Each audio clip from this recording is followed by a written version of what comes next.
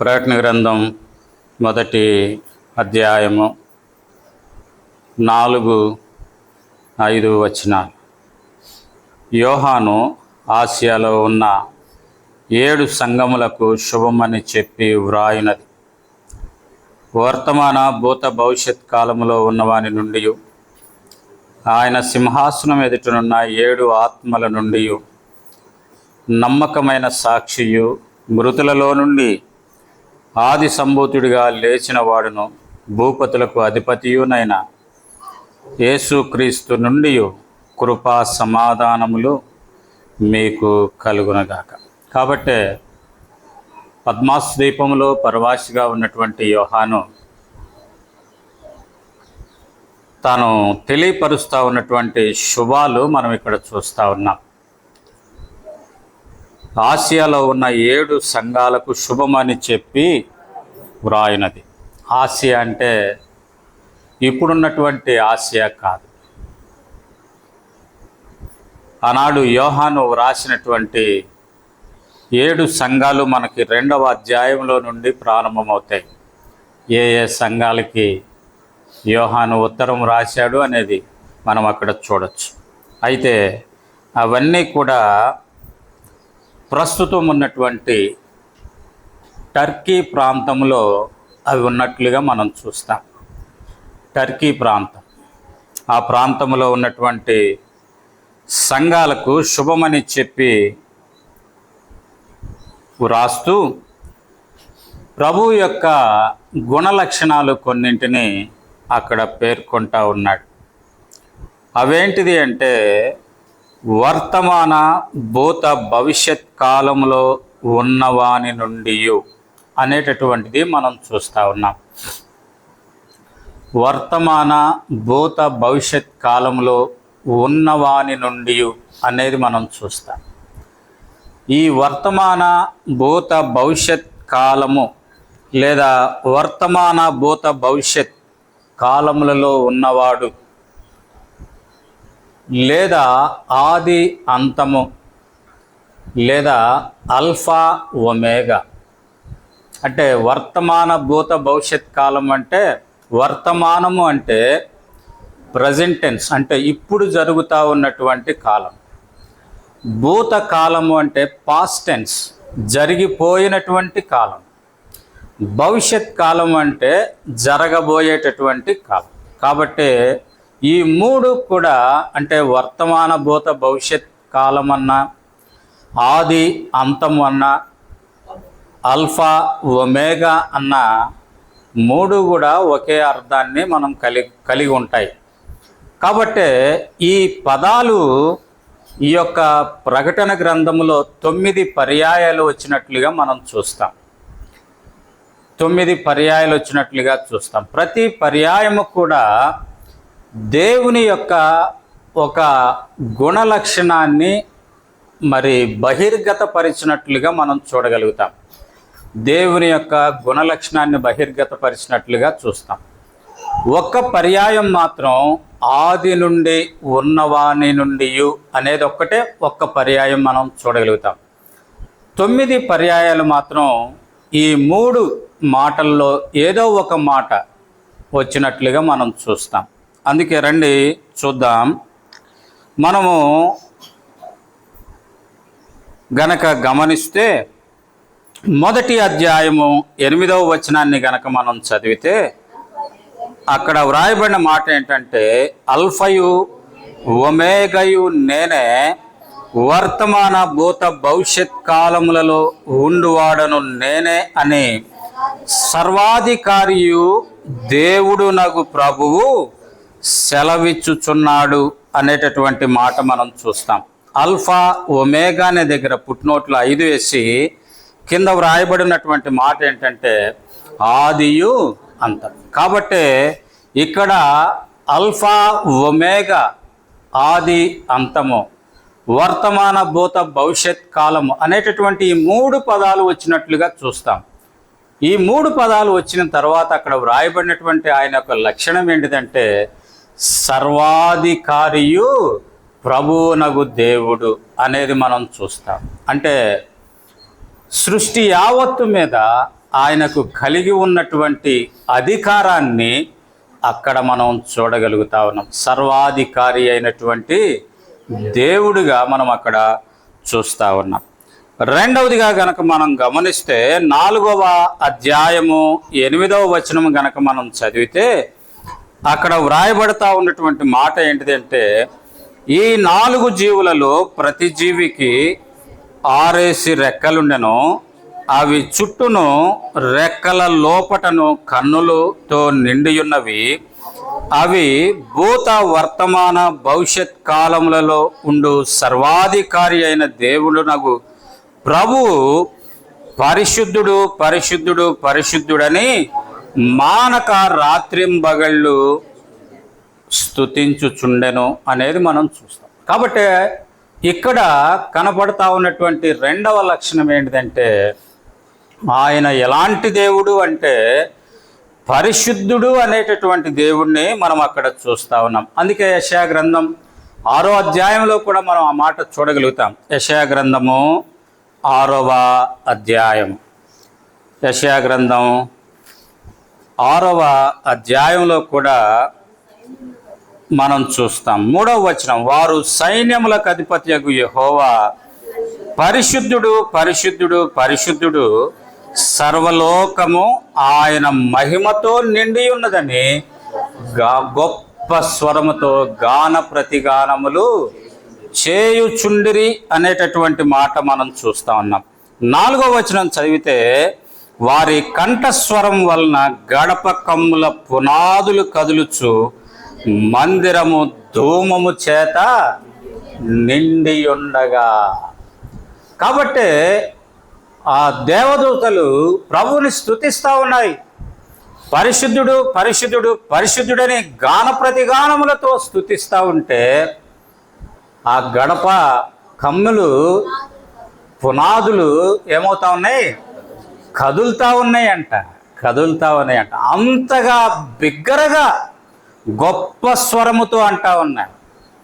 గొప్ప స్వరముతో ఆ ప్రభువుని వారు స్తుతిస్తూ ఉంటే, అక్కడ మనం ఏం చూస్తూ ఉన్నామంటే చూడండి, మందిరము ధూమము చేత నింపబడి ఉన్నది అంట. మందిరము ధూమము చేత నింపబడింది. అయితే ప్రియమైన సహోదరుడా, ప్రియమైన సహోదరి, ప్రభుని ఆరాధించడానికై మనం చేరు వచ్చినటువంటి నా జీవితంలో నేను ఆరాధిస్తూ ఉంటే కిటికీ అన్నా కదులుతూ ఉందా? లేదు కనీసం నీ పెదవులన్నా కదులుతూ ఉన్నాయా? కదా. అక్కడ దేవదూతలు వారి కొరకు ప్రభు ఏం చేయలే, వారిని సృజించాడంతే. వారి కొరకు రక్తం కార్చలే, వారి కొరకు తండ్రి కుడిపార్శ్వాన్ని విడిచిపెట్టలే, వారి కొరకే ఈ లోకానికి దిగిరాలా, శ్రమపడలా, ఆ కల్వరి శిలువలో వేలాడలా, తన ప్రాణాన్ని అప్పగించలా, తన శరీరంలో ఉన్న రక్తమంతటినీ కూడా క్రయముగా చెల్లించలే. కానీ వారు స్తుతిస్తూ ఉంటే గడప కమ్ముల పునాదులు కదులుతూ ఉన్నాయంట. గడప కమ్ముల పునాదులు కదులుతూ ఉన్నాయి. అంతగా క్రయము చెల్లించి కొన్నటువంటి నీవు నేను ఆరాధిస్తే కనీసం మన పెదవులు కూడా సరిగా కదలటంలే. మనం ఆరాధిస్తూ ఉన్నామో లేదో అనేటటువంటి రీతిగా ఉంది. ఆరాధించేదాని కొరకై సిగ్గుపడతా ఉన్నాం. ఆరాధించేదాని కొరకై నోరు తెరవనటువంటి వారంగా మనం ఉంటా ఉన్నాం. ఇదంతైనా విచారకరమైనటువంటి విషయం.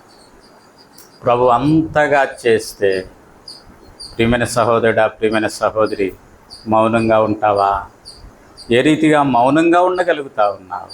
ఏ రీతిగా మౌనంగా ఉండగలుగుతావు? కాబట్టి రెండవదిగా మనం అక్కడ చూస్తూ ఉన్నది ఏంటి అంటే, అక్కడ మనం గమనిస్తూ ఉన్నది ఏంటంటే, ఆయన పరిశుద్ధుడు పరిశుద్ధుడు పరిశుద్ధుడు అని స్తుతిస్తూ ఉన్నట్లుగా మనం చూస్తాము.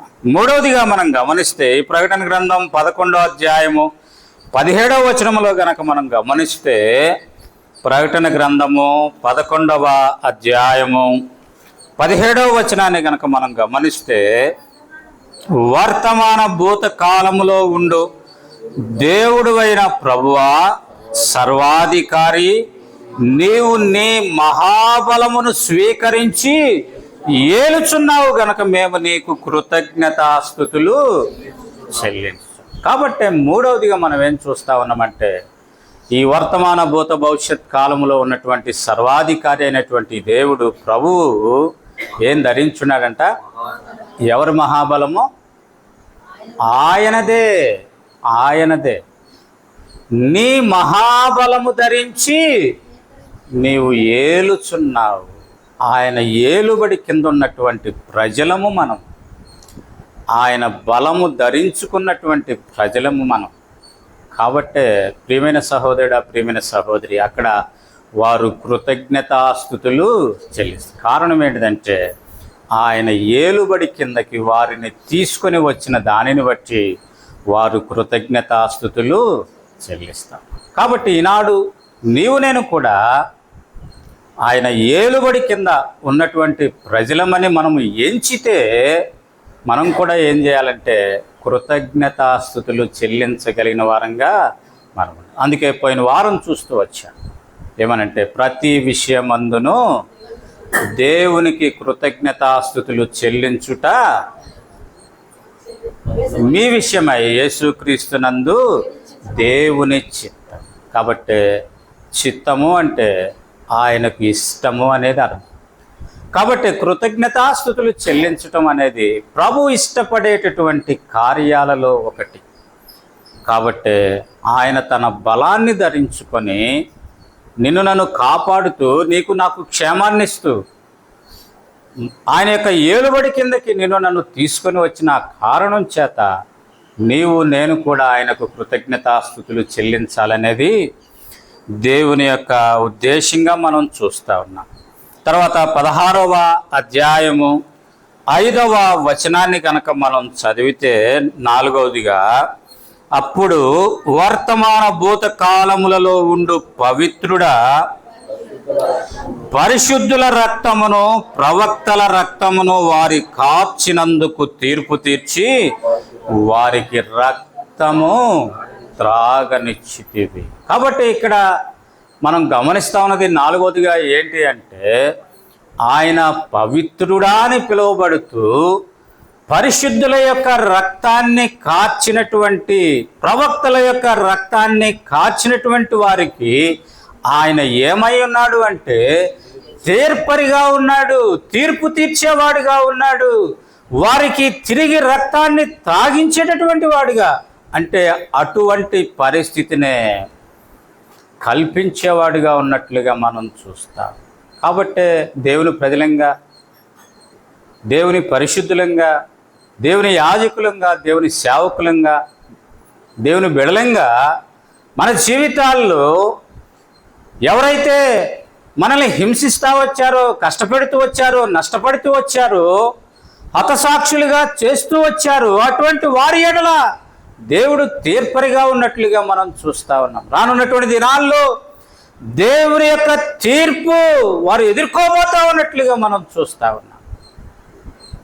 కనుకనే ప్రియమైన సహోదరుడు, ప్రియమైన సహోదరి, ఆయన బిడలంగా, ఆయన ఏలుబడిలో ఉన్నటువంటి మన ఎడల ఆయన ఎంతటి మహోన్నతమైనటువంటి ఉద్దేశం కలిగి ఉన్నాడు అనేది మనం గమనిస్తాం.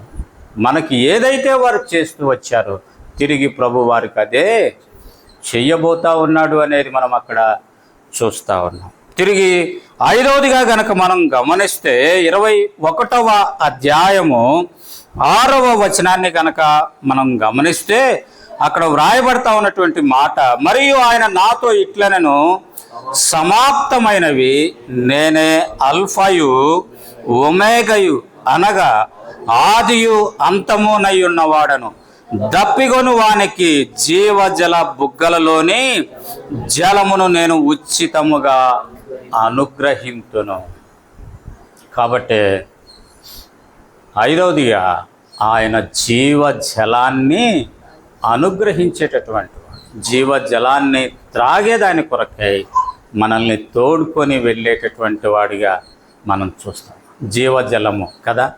అందుకే యోహాను సువార్త 4వ అధ్యాయంలో మనం చూస్తాం, ఆ యొక్క స్త్రీ, సమరయ స్త్రీ ఆ బావి దగ్గరికి వెళ్ళినప్పుడు ప్రభు అంటాడు, నేనిచ్చి నీళ్లు త్రాగితే ఎప్పటికీ కూడా దప్పికొనవు కదా, జీవజలముల బుగ్గ కదా. ఆయన ఎవరు అంటే జీవజలముల బుగ్గ. కాబట్టి ఆయన ఇచ్చేటటువంటి నీరు త్రాగేటటువంటి వారు, ఆ జీవజలము త్రాగేటటువంటి వారికి ఎన్నటికీ కూడా దప్పికొనరు అనేటటువంటిది మనం చూస్తాం. ఆ రీతిగా నేను ఆ జీవితాల్లో ఆయన నేను ఆ దప్పిక తీర్చి నన్ను ఆ జీవజలము యొద్ద నివసింపచేసేవాడిగా మనల్ని ఉంచబోతా ఉన్నట్లుగా మనం చూస్తాం. అందుకే మనం కీర్తన గ్రంథం 23వ అధ్యాయంలో కూడా మనం చదువుతాం, యెహోవా నా కాపరి, నాకు లేమి కలుగదు అని. పచ్చిక గల చోట్ల ఆయన నన్ను పరుండజేయుచున్నాడు, శాంతికరమైన జలముల యొద్ద నడి. కాబట్టి ఆయన అలాంటి వాడు, తృప్తిని కలిగించేటటువంటి దేవుడు, సమృద్ధిని ఇచ్చేటటువంటి దేవుడుగా మనం చూస్తాం. కనుక 5వదిగా ఆయన ఎలాంటి దేవుడు అనేది మనం అక్కడ చూస్తూ ఉన్నామంటే, జీవము కలిగినటువంటి దేవుడు, జీవాహారము అయినటువంటి దేవుడు, జీవ జలముల బొగ్గ అయినటువంటి దేవుడు అనేటటువంటిది మనం అక్కడ చూడగలుగుతా ఉన్నాం. 6వదిగా గనక మనం చూస్తే 22వ అధ్యాయంలో మనం చూస్తాం, 13వ వచనం, నేనే అల్ఫాయు ఒమేగయు, మొదటివాడను కడపటివాడను, ఆదియు అంతమునై ఉన్నాను అంటూ 12వ వచనం గనక మనం చదివితే, ఇదిగో త్వరగా వచ్చుచున్నాను, వాని క్రియ చొప్పున ప్రతి వానికి ఇచ్చుటకు నేను సిద్ధపరిచిన జీతము నా యొద్ద ఉన్నది. కాబట్టి 6వదిగా మనం ఏం చూస్తూ ఉన్నామంటే, ఆయన వాని క్రియ చొప్పున ఇచ్చేదాని కొరకై సిద్ధపరిచిన జీతంతో వస్తూ ఉన్నాడుగా మనం చూస్తాం. అంటే ఆయన ప్రతిఫలం ఇచ్చేటటువంటి దేవుడు, లేదా జీతం ఇచ్చేటటువంటి దేవుడు. దానికి ఎలా జీతం ఇస్తాడు అంటే, మన క్రియలను బట్టి ఆయన జీతం ఇచ్చే దేవుడు. అంటే మనం చేసినటువంటి పనిని బట్టి మనకు ప్రతిఫలము ఇచ్చేటటువంటి దేవుడిగా ఉన్నట్లుగా మనం చూస్తూ ఉన్నాం. అందుకే మనం చూసాం, గతంలో పునరుద్ధాన విషయంలో మేలు చేసిన వారు జీవ పునరుద్ధానమునకును, కీడు చేసిన వారు తీర్పు పునరుద్ధానమునకును అనేటటువంటిది మనం చూసాం. కాబట్టి దేవుని ప్రజలంగా, యేసుక్రీస్తు ప్రభువారి యొక్క రక్తంలో కడగబడినటువంటి వారంగా మనం మేలుకరమైనటువంటి జీవితాన్ని కొనసాగించి జీవ పునరుద్ధానంలో ప్రవేశించాలనేటటువంటిది దేవుని యొక్క ఆశగా మనం చూస్తాం. కనుకనే ప్రియమైన సహోదరుడా, ప్రియమైన సహోదరి, అట్టి అనుభవంలో నీవు ఉంటా ఉన్నావా? యేసుక్రీస్తు ప్రభుని సొంత రక్షకునిగా అంగీకరించినటువంటి ఆ అనుభవం నీ జీవితంలో ఉందా? ఒకవేళ లేకుండా ఉంటే ప్రభు ఇంకా తరుణమిస్తూ ఉన్నాడు, మిక్కిలి అనుకూలమైన సమయం ఇదే, రక్షణ దినం అంటా ఉన్నాడు. ఒకవేళ నువ్వు ఇంకా రేపు ఎల్లుండని వాయిదా వేస్తూ ఉంటే కనుక, ప్రియమైన సహోదరుడా, ప్రియమైన సహోదరి, ప్రభు ఎప్పుడు వస్తాడో తెలియదు, లేదా నీ పోకడ ఎప్పుడో కూడా తెలియదు. కనుకనే సమయం ఉండగానే ప్రభునందు విశ్వాసం ఉంచడం ద్వారా నిత్య జీవ పునరుద్ధానంలో ప్రవేశించే వారంగా నేను ఉండాలనేది ప్రభు యొక్క ఆశగా మనం గమనిస్తా ఉన్నాం. 7వదిగా గనక మనం గమనిస్తే ఈ యొక్క ప్రకటన గ్రంథం 2వ అధ్యాయము 8వ వచనంలో మనం చదువుతా ఉన్నాం. ప్రకటన గ్రంథం 2వ అధ్యాయం 8వ వచనంలో మనం చదువుతా ఉన్నాం, స్మరణలో ఉన్న సంఘపు దూతకు ఇలాగు రాయము, మొదటి వాడును కడపటి వాడునయ్యుండి మృతుడై మరలా బ్రతికిన వాడు చెప్పు సంగతులేమనగా.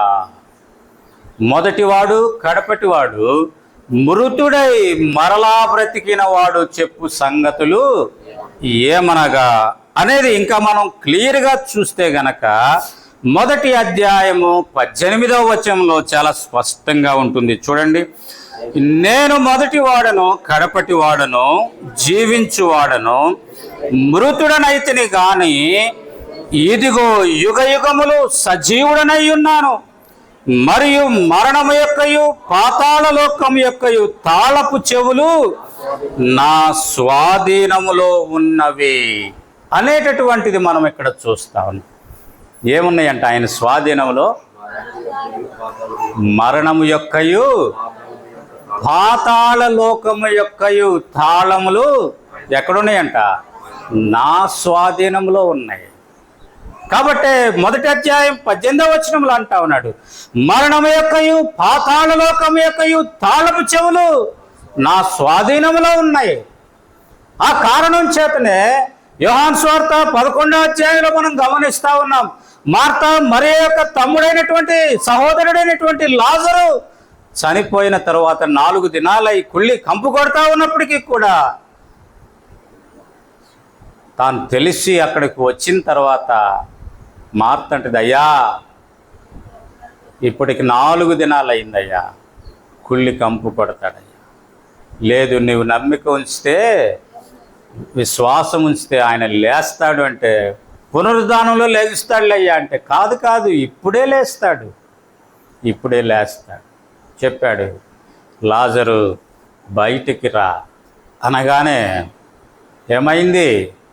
బయటికి వచ్చినట్లుగా మనం చూస్తాం. కారణం ఏంటిదంటే, ఏంటి కారణం అంటే ఆయన దగ్గర ఏముంది? మరణము యొక్క తాళపు చెవి ఉంది. మరణము యొక్క తాళపు చెవి ఆయన దగ్గర ఉంది. ఆయనకి విరోధముగా ఏమీ చేయలేరు అనేది మనం అక్కడ గమనిస్తా ఉన్నాం. అందుకే యాయీరు కుమార్తె చనిపోయినప్పుడు, అందుకే విధవరాలు యొక్క కుమారుడు చనిపోయి పాడు మీద తీసుకుని వెళ్తా ఉన్నప్పుడు ఏ రీతిగా ప్రభు బ్రతికించాడు అనేటటువంటిది మనం గమనిస్తా ఉన్నాం. అంత మాత్రమే కాదు, ఈనాడు దేవుని ప్రజలంగా నీవు నేను కూడా అటువంటి తాళపు చెవి మనం కలిగి ఉంటా ఉన్నాం. అందుకే పౌలు గారు ఆ యొక్క మేడగది నుండి పడిపోయినటువంటి ఐతుకైనటువంటి యవనస్తుడిని బ్రతికిస్తూ వచ్చాడు. పేతురు గారు ఎంతమందిని బ్రతికిస్తూ వచ్చాడు. ఈ దినాల్లో దైవజనులు సైతం ఎంతోమందిని బ్రతికిస్తా ఉన్నారు. అయితే ఆ తాళపు చెవిని నీవు నేను సరిగా ఉపయోగించినటువంటి వారంగా మనం ఉంటాం. కాబట్టి ఆయన 7వదిగా మనం చూస్తూ ఉన్నది ఏంటి అంటే, ఆయన ఎవరు అంటే మరణము యొక్కయు పాతాళ లోకము యొక్కయు తాళపు చెవులు కలిగినటువంటి వాడు. తాళపు చెవులు కలిగినటువంటి వాడు అనేటటువంటిది మనం చూస్తాము. కాబట్టి ఇంకొకటి నేను ఇందాక చెప్తూ వచ్చా, ఏమని అంటే ఒక్క పర్యాయమే ఏమని వ్రాయబడింది? ఆదియునైనా వాడు అనేటటువంటిది ఒక్క పర్యాయమే వ్రాయబడినట్లుగా మనం చూస్తాం. అది ఎక్కడంటే 3వ అధ్యాయంలోనే ఎక్కడో ఉంది, నేను మర్చిపోయా, తర్వాత గుర్తు చేస్తా. 3వ అధ్యాయంలోనే ఉంటుంది అనుకుంటా. కాబట్టి 9 పర్యాయాలు, ఆది అంతము, మొదటివాడు కడపటివాడు, అల్ఫా ఒమేగా అని వ్రాయబడినట్లుగా మనం చూస్తాం. చివరిదిగా మనం ఏం చూస్తూ వచ్చామంటే మరణము యొక్కయు పాతాళ లోకము యొక్కయు తాళపు చెవులు అనేవి మనం చూస్తాం. తాళపు చెవులు కలిగిన వాడు. కాబట్టి దేవుని గ్రంథంలో 5 తాళపు చెవులు ఉన్నట్లుగా మనం చూస్తాం. దేవుని గ్రంథంలో ప్రాముఖ్యంగా 5 తాళపు చెవులు ఉన్నట్లుగా మనం చూస్తాం. రండి చూద్దాం.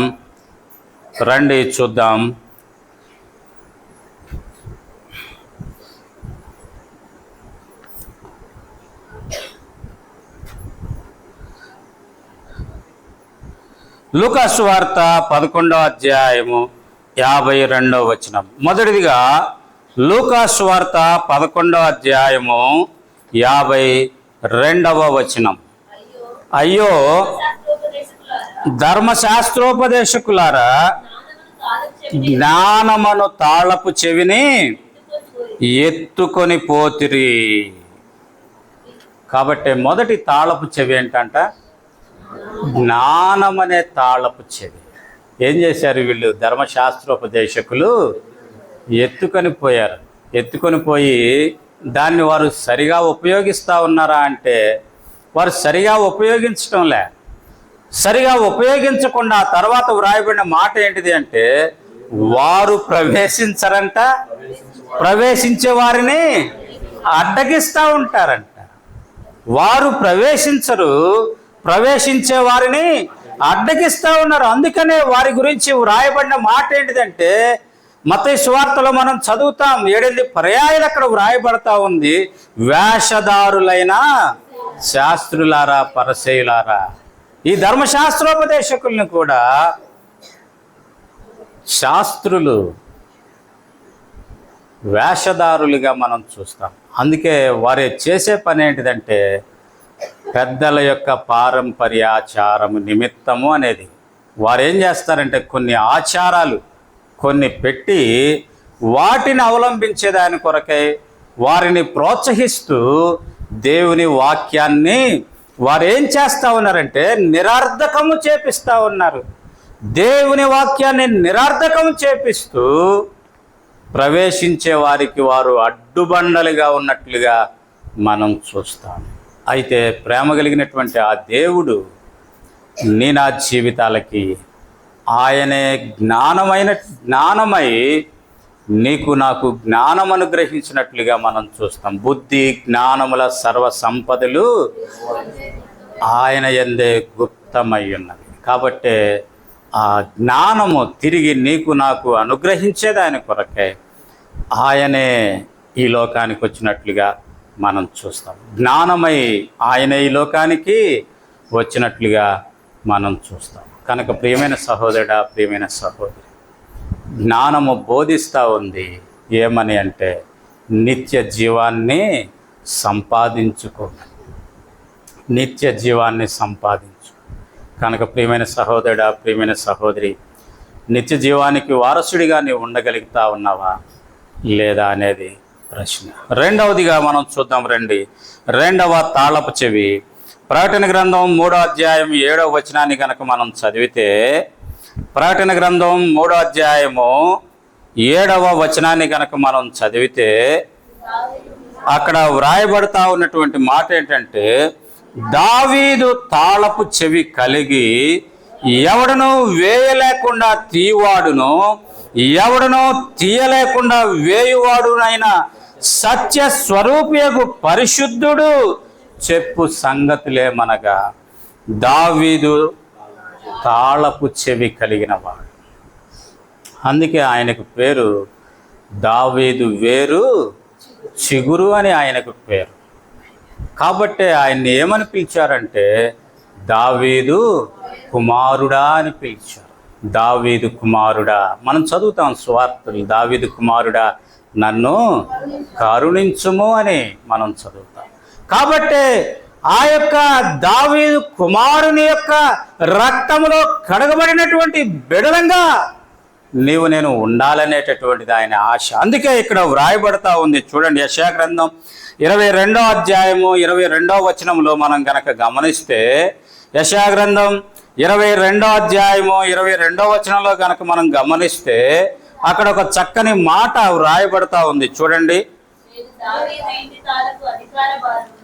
నేను దావీదు ఇంటి తాళపు అధికార భారమును అతని భుజము మీద ఉంచెదను, అతడు తీయగా ఎవడును వేయజాలుడు, అతడు మోయగా ఎవడును తీయజాలడు అనేది మనం అక్కడ చూస్తా ఉన్నాం. కాబట్టి దావీదు ఇంటి తాళము యొక్క భారము అతని భుజం మీద ఉంది. కాబట్టే ఆయన ఈ లోకానికి వచ్చాడు, ఆ భారాన్ని భరించి. అందుకే ప్రభు అంటూ వచ్చాడు, ప్రయాసపడి భారం మోసుకొనుచున్న సమస్త జనులారా నా యొద్దకు రండి, నేను మీకు విశ్రాంతి ఇస్తా. ఎలా విశ్రాంతిని ఇస్తానంటే మీ భారం అంతటిని నేను భరిస్తాను, నేను భరించి మీకు విశ్రాంతి ఇస్తాను. కాబట్టి ఆయన దావీదు తాళపు చెవి కలిగినటువంటి వాడు అనేది మనం గమనిస్తాం. కాబట్టి ఆయన భారాన్ని భరించినటువంటి వాడుగా తన యొక్క సమస్తాన్ని అర్పించి క్రయము చెల్లించి నీ నా జీవితాలకి విడుదల, విమోచన, విశ్రాంతి ఇచ్చినటువంటి వాడిగా మనము చూడగలుగుతాం. మూడవదిగా గనక మనం గమనిస్తే ప్రకటన గ్రంథం 9వ అధ్యాయము 1వ వచనం. ప్రకటన గ్రంథము 9వ అధ్యాయము 1వ వచనం. 5వ దూత బూర ఊదగా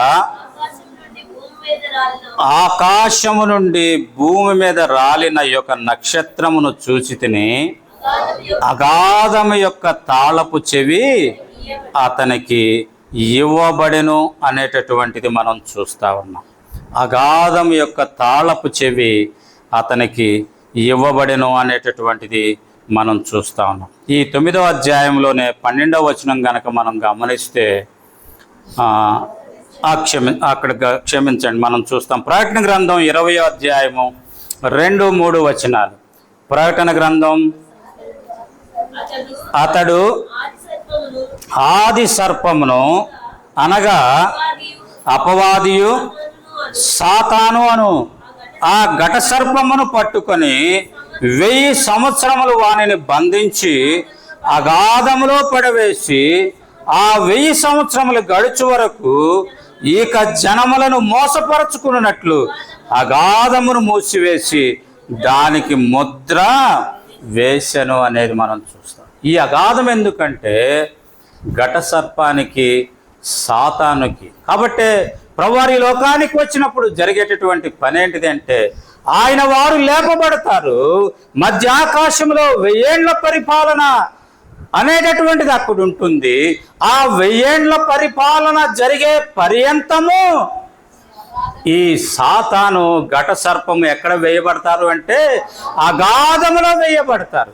ఆ కారణం చేత అక్కడ వ్రాయబడిన మాట ఏంటంటే ఎవరిని మోసపరచకుండాను అనేటటువంటిది, మోసం అనేటటువంటిది అక్కడ ఉండదు అనేటటువంటిది మనం అక్కడ చూస్తూ ఉన్నాం. మోసము కానీ, కక్ష, క్రోధము కానీ అటువంటివి ఏమీ ఉండవు. కారణం ఏంటిదంటే అపవాది అయినటువంటి ఆ సాతాను లేడు, ఆ ఘట సర్పము లేదు. వారు అగాధములో పడవైన కారణం చేత, అక్కడ పాపము అనే దానికి అవకాశమే లేదు. ప్రభువే ఆ 1000 ఏళ్ల పాలనలో తానే రాజాదిరాజుగా, ప్రభులకు ప్రభుగా ఏలుబడి చేసేవాడిగా ఉన్నాడు. ఆ తర్వాత మరలా వారిని విడిచిపెడతారు. విడిచిపెట్టిన తర్వాత మనం గమనిస్తాం, ఆ తర్వాత వారికి ఆ యొక్క యూదుల శ్రమల దినాలు ఇవన్నీ కూడా గడిచిపోయిన తర్వాత వారి అంతముగా పాతాళములో వారు బంధించబడతారు. కాబట్టి ప్రియమైన సహోదరుడు, ప్రియమైన సహోదరి, మూడవదిగా మనం ఏం గమనిస్తూ ఉన్నామంటే అగాధము యొక్క తాళపు చెవి అనేటటువంటిది మనం గమనిస్తాం. నాలుగవదిగా ప్రకటన గ్రంథం 1వ అధ్యాయము 18వ వచనం. ప్రకటన గ్రంథము 1వ అధ్యాయము 18వ వచనములో మనం చూస్తూ ఉన్నది ఏంటిదంటే అక్కడ మనం చూసాం, మరణము యొక్కయు పాతాళ లోకము యొక్కయు తాళపు చెవి. మరణము యొక్క, పాతాళ లోకము యొక్క తాళపు చెవి కలిగినటువంటి వాడు అనేది మనం చూస్తాం. ఐదవదిగా మనం గమనిస్తే మత్తయి సువార్త 16వ అధ్యాయము 19వ వచనం. మత్తయి సువార్త 16వ అధ్యాయము 19వ వచనం.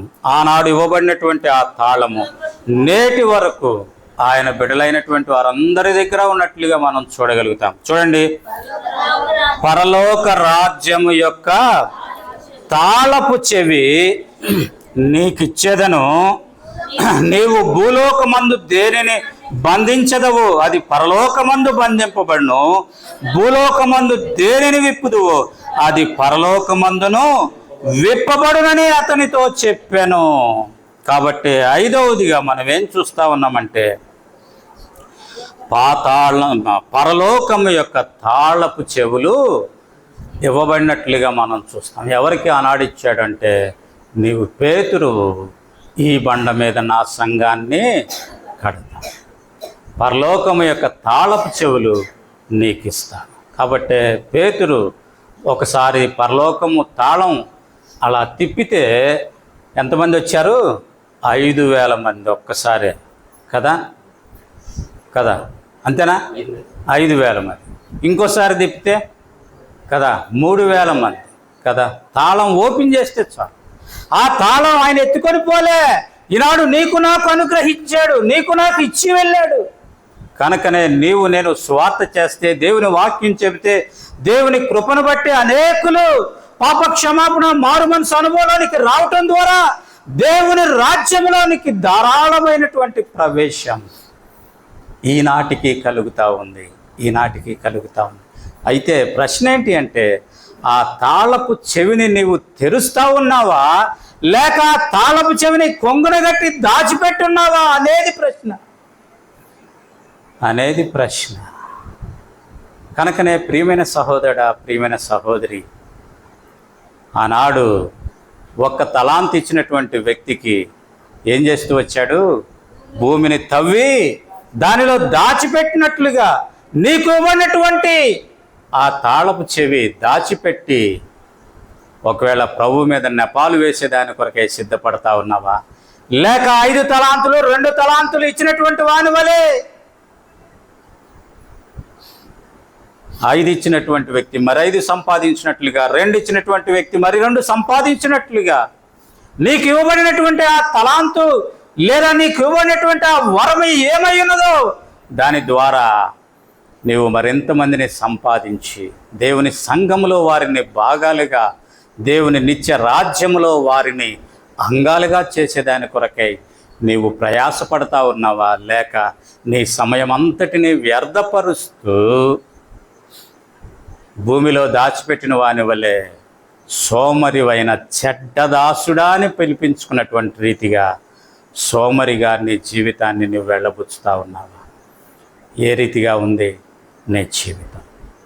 కనుక ప్రియమైన సహోదరుడా, ప్రియమైన సహోదరి, ఒకవేళ పరలోకపు తాళపు చెవిని లేదా ప్రభు ఇచ్చినటువంటి ఆ కృపావరాన్ని నువ్వు వినియోగించకుండా ఇంతవరకు ఉంటే గనక, ప్రియమైన సహోదరుడా, సహోదరి, సమయం ఉండగా ఆ వరాన్ని ఉపయోగించి ఒక్కరినైనా, ఇద్దరినైనా, కనీసం నీ కుటుంబ సభ్యులనైనా, నీ భర్తనైనా, నీ భార్యనైనా, నీ బిడ్డలనైనా పరలోక రాజ్యానికి తీసుకొని రావాలనేది, పరలోక రాజ్యానికి వారసులుగా చేయాలనేది, అందుకు నీవు సాధనంగా ఉండాలనేది ప్రభు యొక్క ఆశ, ప్రభు యొక్క ఉద్దేశం.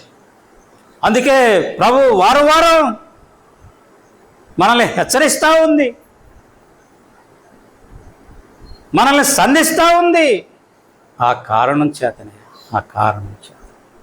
కనుక ప్రియమైన సహోదరుడా, ప్రియమైన సహోదరి, దేవుని వాక్యములో 5 అంతల తాళపు చెవులు కలిగినట్లుగా మనం చూస్తాం. రెండవదిగా ఇక్కడే మరొక విషయాన్ని కూడా మనం జ్ఞాపకం చేసుకోవాలనేటువంటి తలంపు ప్రభు ఇస్తూ ఉన్నాడు. పాతాళము యొక్కయు మరణము యొక్కయు పాతాళము యొక్కయు తాళపు చెవులు కలిగినటువంటి వాడు అనేది మనం చూస్తాం. మరణము యొక్కయు పాతాళము యొక్కయు తాళపు చెవులు అనేటటువంటిది మనం ఇక్కడ చూస్తూ ఉన్నాం. అందుకే మనం అనేక పర్యాయాలు అనుకుంటాం, అయ్యో కొంచెంలో తప్పిపోయింది బ్రదర్, లేకపోతే ఈ టయానికి నేను ఎక్కడ ఉండేదాన్నో, కారణం ఏంటిది అంటే, ఒకనాడు ఈ మరణము మరణించబోతా ఉంది అనేది మనం గమనించగలుగుతా ఉన్నాం. అందుకే రండి చూద్దాం. ప్రకటన గ్రంథం 20వ అధ్యాయంలో గనక మనం గమనిస్తే, ప్రకటన గ్రంథం 20వ అధ్యాయం గనక మనం గమనిస్తే 13వ వచనం మనం చదువుతా ఉన్నాం. సముద్రము తనలో ఉన్న మృతులను అప్పగించెను, మరణమును పాతాళలోకమును వాటి వశమునున్న మృతులను అప్పగించెను.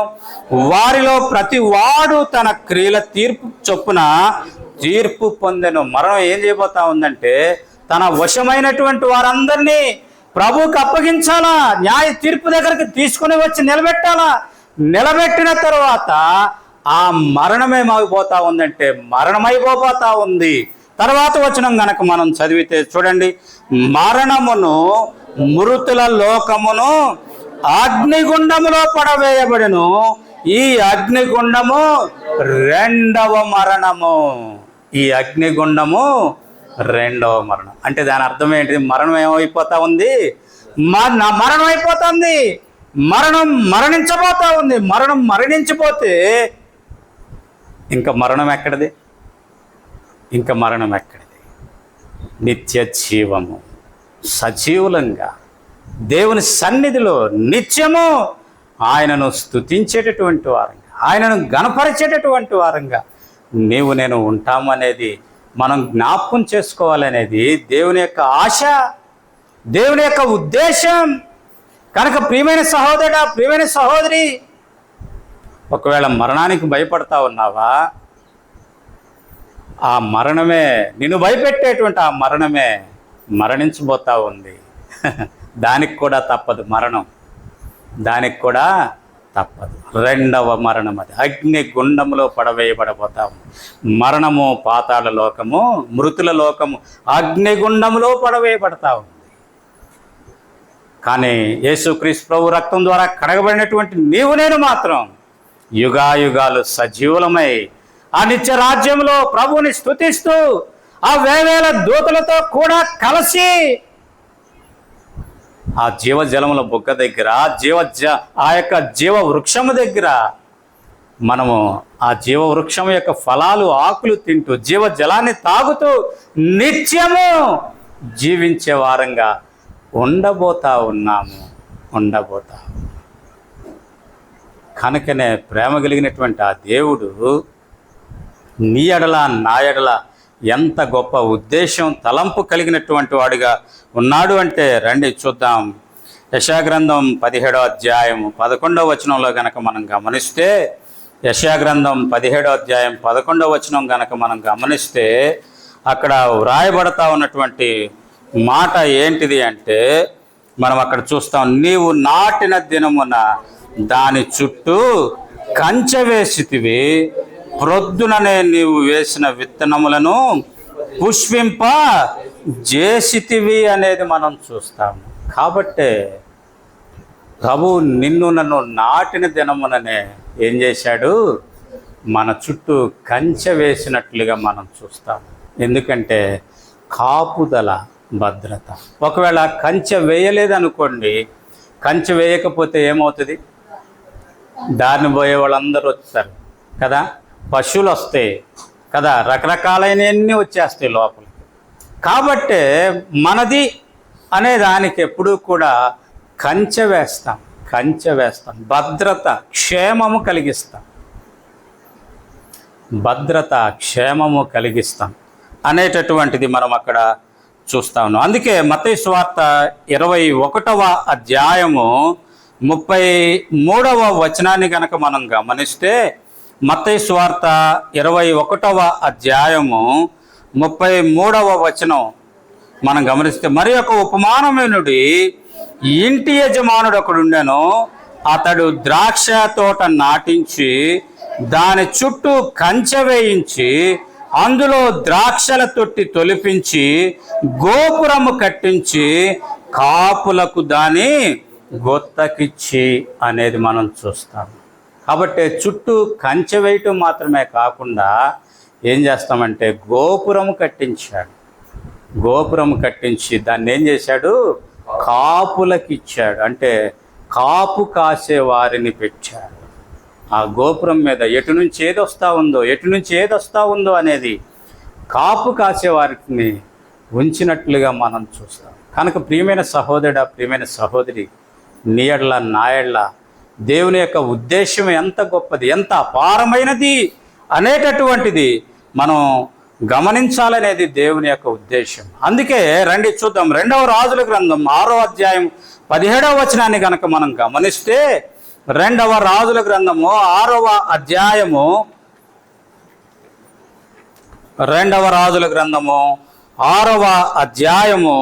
17వ వచనాన్ని కనుక మనం గమనిస్తే అక్కడ మనం చూస్తూ ఉన్నాం. ఏమని అంటే, యెహోవా వీడు చూచినట్లు దయచేసి వీని కండ్లను తెరువమని ఎలీషా ప్రార్థన చేయగా యెహోవా ఆ పనివాని కండ్లను తెరవజేసెను గనుక వాడు ఎలీషా చుట్టూను పర్వతము, అగ్ని, గుర్రముల చేత, రథముల చేతను నిండియుండుట చూచెను అనేది మనం అక్కడ చూస్తా ఉన్నాం. చూచెను అనేది మనం అక్కడ చూస్తాం. వాడు భయపడిపోతూ వచ్చాడు. ఆ యొక్క దేశం మీదకి ఆక్రమించేదాని కొరకే వచ్చినటువంటి వారితో నిండి ఉన్నప్పుడు ఆ యొక్క దేశాన్ని మరి సిరియా రాజు చుట్టుముట్టినప్పుడు, సైన్యం చుట్టుముట్టినప్పుడు ఉదయాన్నే లేచినటువంటి ఎలీషా యొక్క దాసుడు చూసి భయపడిపోయి ప్రవక్త దగ్గరికి వచ్చి చెప్పాడు, అయ్యా చుట్టుముట్టింది, సైన్యం చుట్టుముట్టిందంటే ప్రవక్త అన్నాడు, భయపడబాక. ఏమనుకుంటున్నావు మనం అంటే? ఏమనుకుంటున్నావు? దేవుని బిడలం అని ఆ ఎలీషా ఏమన్నాడంటే, అయ్యా ఈయన కళ్ళు తెరువు అంటే కళ్ళు తెరిస్తే ఏముంది? చుట్టూ పర్వతము, అగ్ని, గుర్రపు పర్వతము, అగ్ని, గుర్రముల చేత, రథముల చేత నిండి ఉండుట చూచాను.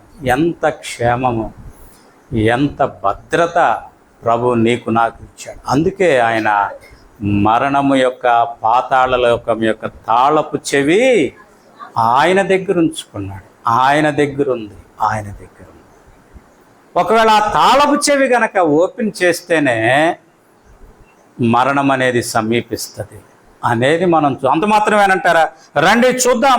దానియేలు గ్రంథం గనక మనం గమనిస్తే 6వ అధ్యాయం 22వ వచనములో మనం చూస్తే, దానియేలు గ్రంథము 6వ అధ్యాయం 22వ వచనములో గనక మనం చూస్తే అక్కడ వ్రాయబడతా ఉన్నటువంటి మాట ఏంటిది అంటే, చూడండి 21వ వచనం, అందుకు దానియేలు రాజు చిరకాలము జీవించును గాక, నేను నా దేవుని దృష్టికి నిర్దోషినిగా కనబడితిని గనుక ఆయన తన దూతనంపించి సింహములు నాకు ఏ హానియు చేయకుండా వాటి నోళ్లను మోయించెను. రాజా, నీ దృష్టికి నేను నేరము.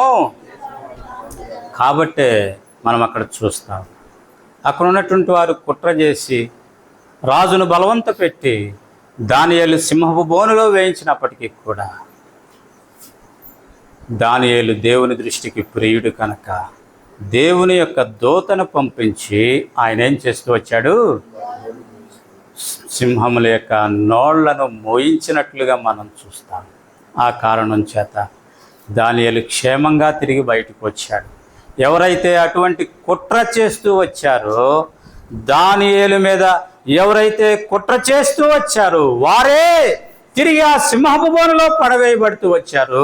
వారి గురించి వ్రాయబడినటువంటి మాట ఏంటిది అంటే, చూడండి అక్కడ మనం గమనిస్తా ఉన్నాం 24వ వచనం, రాజు ఆజ్ఞయ్యగా దానియేలు మీద నింద మోపిన ఆ మనుషులను వారు తోడుకొని వచ్చి సింహముల గుహలో పడవేసిరి. వారిని, వారి కుమారులను, వారి భార్యలను పడదోసిరి. వారు ఆ గుహ అడుగునకు రాకమునుపే సింహముల పాలైరి. సింహములు వారి ఎముకలను సహితము పగలగొట్టి పొడి చేశాను. సింహములు ఏం చేసినాయి అంట? వారిని, వారి భార్యలు, వారి పిల్లలను గుహలో పడకముందే ఏమయ్యారంట? వాళ్ళు సింహాల పాలైపోయారంట. ఎముకలను పగలగొట్టి పొడి చేసినాయి అంట. అయితే దానియేలు విషయం ఎందుకు నోర్లు మూసుకున్నాయంటే, దేవుని యొక్క కాపుదల, తన దూతను పంపించాడు.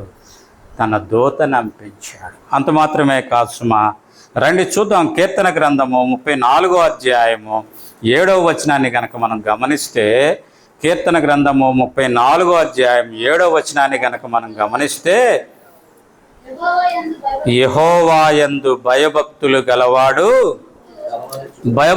గలవాని చుట్టూ ఆయన దూత కావలియుండి వారిని రక్షణ. కాబట్టే ప్రియమైన సహోదరుడా, ప్రియమైన సహోదరి, ఈనాడు దేవుని యందు భయభక్తులు కలిగినటువంటి జీవితం కలిగిన వారంగా మన చుట్టూ ఎందుకు మనం క్షేమంగా ఉండగలుగుతా ఉన్నామంటే, ఎక్కడికి వెళ్ళినప్పటికీ కూడా ఎంత దూరం వెళ్ళినప్పటికీ కూడా, ఏ పరిస్థితుల్లో ఉన్నప్పటికీ కూడా ఎందుకు మనం క్షేమంగా జీవించగలుగుతా ఉన్నామంటే కారణం ఏంటంటే ఆయన దూత నీకు నాకు కావలిగా ఉంటా ఉంది. ఎంత ప్రేమ కలిగిన దేవుడు అండి, ఎంత ప్రేమ కలిగిన దేవుడు. తల్లి అయినా మరచును కానీ నేను నిన్ను మరువను, నిన్ను ముట్టినవాడు నా కనుగుడ్డును ముట్టిన వాడితో సమానము. ఎంత ప్రేమ అండి, ఎంత పిచ్చి ప్రేమ అండి, ఎంత పిచ్చి ప్రేమ. ఆ ప్రేమ నీ ఎడల నా ఎడల ఉన్న ప్రేమ ఎంత ప్రేమ అంటే మనం చూస్తాం. అంత మాత్రమే కాకుండా చూడండి, మత్తయి సువార్త 18వ అధ్యాయంలో 10వ వచనం మనం చూస్తాం. మత్తయి సువార్త 18వ అధ్యాయం 10వ వచనం కనుక మనం గమనిస్తే, ఈ చిన్నవారిలో ఎవనికైనను చూడకుడి, వీని దూత పరలోకమందు నా తండ్రి ముఖమును ఎల్లప్పుడూ పరలోకమందు చూచుచుందురని మీతో చెప్పుచున్నాను. కాబట్టి ఇక్కడ అంటా ఉన్నాడు, వీరి దూతలు పరలోకమందున్న నా తండ్రి ముఖమును ఎల్లప్పుడూ చూచుచున్నారంట. కాబట్టి వారి యొక్క చిన్నపిల్లల యొక్క దూతలు పరలోకంలో ఎప్పుడూ తండ్రి ముఖాన్ని చూస్తూ ఉన్నారంట. ఆ తండ్రి ప్రేమ చూస్తూ ఆ బిడ్డల్ని వారు కాపు కాస్తా ఉన్నట్లుగా మనం చూస్తాం. నీ కొరకై నా కొరకై ఉంచబడినటువంటి దూతలు కూడా ఆ రీతిగా నిన్ను నన్ను కాపు కాస్తా ఉన్నట్లుగా మనం అక్కడ చూస్తూ ఉన్నాం. కనుకనే ఎంత గొప్ప ప్రేమ కలిగినటువంటి దేవుడు. అందుకే జకర్యా గ్రంథం 2వ అధ్యాయం 5వ వచనం కనుక మనం చదివితే, జకర్యా గ్రంథము 2వ అధ్యాయము 5వ వచనాన్ని కనుక మనం చదివితే అక్కడ వ్రాయబడతా ఉన్నటువంటి మాట, నేను దాని చుట్టూ అగ్ని ప్రాకారముగా ఉందును, నేను దాని మధ్యను నివాసినై మహిమకు కారణమగును, ఇదే యెహోవా. కాబట్టి ఆయన ఎట్లా ఉన్నాడు అంటే దాని చుట్టూ అగ్ని ప్రాకారంగా ఉంది. అందుకే ఇశ్రాయేలు ప్రజలు ఐగుప్తులో నుండి వారు బయటకు వచ్చిన తర్వాత ముందు ఎర్ర సముద్రం, వెనక ఫరో సైన్యం తరుముతా ఉన్నప్పుడు వారికి ఎలా ఉన్నాడు అంటే వెనక వైపు అగ్నిస్తంభముగా కదా, పగలు మేఘస్తంభముగా, రాత్రి అగ్నిస్తంభముగా ఉంటూ వారిని కాపాడినట్లుగా, వారిని ఆ యొక్క కనానులోనికి ప్రవేశపెట్టినట్లుగా మనం అక్కడ చూడగలుగుతా ఉన్నాం. శత్రువు యొక్క బారి నుండి వారిని విమోచించినట్లుగా మనం అక్కడ చూస్తాం. వారు అన్నారు, ఆ ఫరో సైన్యాన్ని చూసినప్పుడు ఆ యొక్క మోషేతో అన్నారు, ఆ యొక్క ఐగుప్తులో మాకు సమాధులు లేవని మమ్మల్ని ఇక్కడికి తీసుకొని వచ్చావా. ఆయన ప్రేమ కలిగిన దేవుడు ఎంత గొప్ప దేవుడు అంటే, ఎంత కనికరం కలిగినటువంటి దేవుడు అంటే, అగ్ని స్తంభముగా ఫరో సైన్యానికి ఇశ్రాయేలు ప్రజలకి మధ్యలో ఉండి తన కంటి చూపు తన శ్వాసము ద్వారా ఆ యొక్క ఎర్ర సముద్రాన్ని పాయలుగా చేసి ఆరిన నేలను ఆ మధ్య ఉంచి వారు దాటిపోయే పర్యంతము కూడా తాను ఓపిక కలిగి, ఎంతటి కాపుదల, ఎంతటి భద్రత అండి, ఎంతటి భద్రత. కనుక ప్రియమైన సహోదరుడు, ప్రియమైన సహోదరి, ఈనాడు నీవు నేను గమనించాలనేది దేవుని యొక్క ఆశ. అందుకే యోబు విషయమై ప్రభు ఎంత గొప్పగా చెప్తూ వచ్చాడంటే, తన సముఖానికి ఒకసారి ఆ యొక్క సాతాను వెళ్ళినప్పుడు యోబు గురించి చెప్తా ఉన్నాడు. యోబు గురించి చెప్తా ఉంటే యోబు ఏమంటా ఉన్నాడంటే 10వ వచనం చూస్తా, యోబు గురించి చెప్తా ఉంటే సాతాను ఏమన్నాడంటే 10వ వచనం, నీవు అతనికిని అతని ఇంటి వారికి అతనికి కలిగిన సమస్తమునకును చుట్టూ కంచి వేస్తేవి కదా, నీవు అతని చేతి పనిని దీవించుట చేత అతని ఆస్తి దేశంలో. కాబట్టి అక్కడ మనం ఏం చూస్తా ఉన్నామంటే, సాతానుడికి ఏం కనిపిస్తా ఉంది అంటే యోబు చుట్టూ ఏం కనిపిస్తా ఉంది, కంచె కనిపిస్తా ఉంది. అంటే యోబుని ఏమాత్రం కూడా తాకలేనటువంటి స్థితి, యోబుని సమీపించలేనటువంటి స్థితి అక్కడ సాతానుడు గమనిస్తా ఉన్నట్లుగా మనం చూస్తాం. ఈనాడు నిన్ను నన్ను కూడా సాతానుడు చూసినప్పుడు నీ దగ్గర నా దగ్గర దేవుని దూతలు, దేవుడు వేసినటువంటి కంచి, దేవుడు వేసినటువంటి అగ్ని ప్రాకారాలు వాడికి కనిపిస్తూ ఉన్నాయి. ఆ కారణం చేతనే అనేక పర్యాలు ఆ సాతానుడు నిన్ను నన్ను తాకలేకుండా ఉంటా ఉన్నాడు. ఆ కారణం చేతనే మనం దేవుని సన్నిధికి వచ్చేదాని కొరకై వాడు మనల్ని నిలువరించలేకుండా ఉంటా ఉన్నాడు. ప్రభుని ఆరాధించేదాని కొరకై మనము చేరి వస్తూ ఉన్నప్పుడు ప్రభుదూత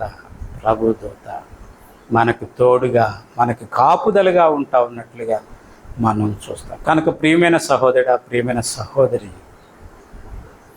అట్టి ప్రేమ కలిగినటువంటి ఆ దేవుడు అంటా ఉన్నాడు. చూడండి, యెషయా గ్రంథం 5వ అధ్యాయం 5వ వచనములో అంటా ఉన్నాడు. అంతటి ప్రేమ కలిగినటువంటి ఆ దేవుడు యెషయా గ్రంథం 5వ అధ్యాయం 5వ వచనములో అంటా ఉన్నాడు, ఆలోచించుడి, చేయబో కార్యమును మీకు తెలియజేసేదను,